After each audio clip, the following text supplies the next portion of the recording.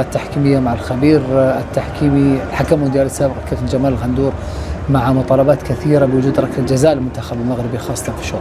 كابتن جمال.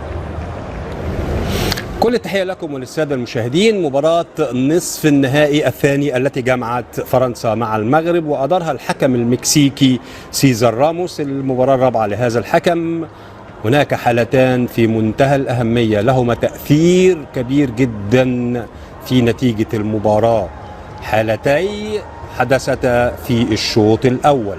تعالوا مع بعض نشوف الحالة الأولى ونشوف القرار اللي اتخذوا الحكم في هذه الحالة.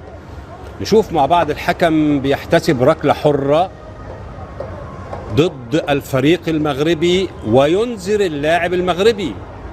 ما هو الخطأ الذي ارتكبه اللاعب المغربي؟ قدمه على الأرض، قدمه على الأرض. نكمل.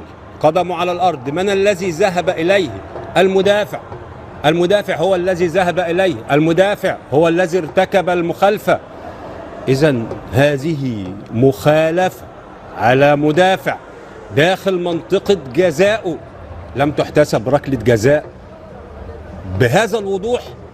لم تحتسب ركلة جزاء، ولكن احتسبت مخالفة على المهاجم.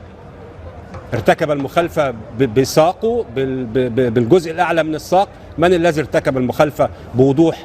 ركلة جزاء لم تحتسب للمغرب. طيب، حالة تانية في نفس الشوط وفي نهاية الشوط الأول، وهنشوف مع بعض أيضا مخالفة. شوف مع بعض ركلة ثابتة وهناك سقوط للاعبين، انتهت باحتساب مخالفة في وسط الملعب واحتجاج كبير من لاعبي الفريق المغربي. نشوف مع بعض المسك من أكتر من مكان، لكن هنركز على اللاعب اللي قدامنا دلوقتي. هما الاثنين في نفس الحيز، ومن طرف واحد، بمعنى انه مفيش لاعب مغربي بيمسك فانيلا. الفانيلا ممسوكه من المدافعين، مدافعي المنتخب الفرنسي.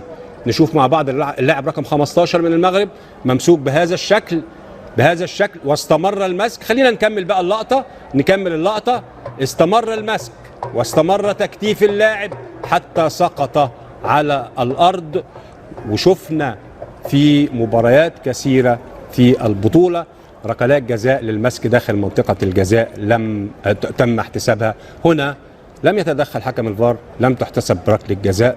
لما يكون عندنا ركلتي جزاء في مباراة واحدة في نصف النهائي لم تحتسب في الشوط الأول، والنتيجة الفريق كان متأخرا بهدف، أعتقد أنها حالات وأنها أخطاء أثرت على نتيجة المباراة. هارد لك للمغرب، ونتمنى لهم التوفيق في المباريات القادمة. شكرا كابتن جمال الغندور خبير تحكيم في بي ان سبورتس، حكم الدولي المونديالي السابق الذي أكد وجود ركلتي جزاء في الشوط الأول المنتخب المغربي في هذه المباراة.